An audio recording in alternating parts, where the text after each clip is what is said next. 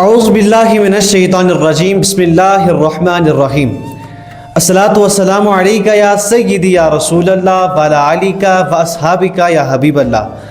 میں ہوں آپ کا ہاشم مجتبیٰ۔ تمام عالم اسلام کو میری طرف سے السلام علیکم ورحمۃ اللہ وبرکاتہ۔ کل رات مجھے ایک ڈی ایم ملا۔ پچھلے کچھ مہینوں سے اپنے دوستوں سے بھی یہ باتیں سنی ہیں اور خود بھی کبھی کبھی یہ باتیں ایکسپیرینس کی ہے۔ آج ایک سیریس میٹر پر بات کریں گے۔ امید ہے آپ اینڈ تک ویڈیو ضرور دیکھیں گے، کیونکہ یہ ایک ایسا مسئلہ ہے کہ یہ جب لوگوں کے ساتھ پیش آتا ہے تو وہ لوگ بڑے پریشان ہوتے ہیں۔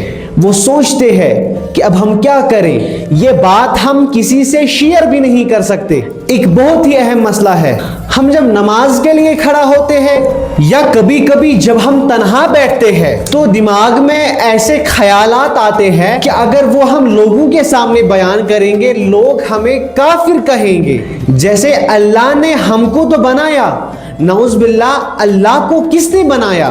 حضور کے بارے میں، صحابہ کے بارے میں یا اللہ کی مخلوق کے بارے میں بہت سارے خیال ہمارے دماغ میں آتے ہیں کہ انسان پریشان ہو جاتا ہے کہ میرے ایمان میں کہیں کمی تو نہیں، کہیں میں کافر تو نہیں ہوا یہ سوچ کر۔ But don't worry about these things, this is normal.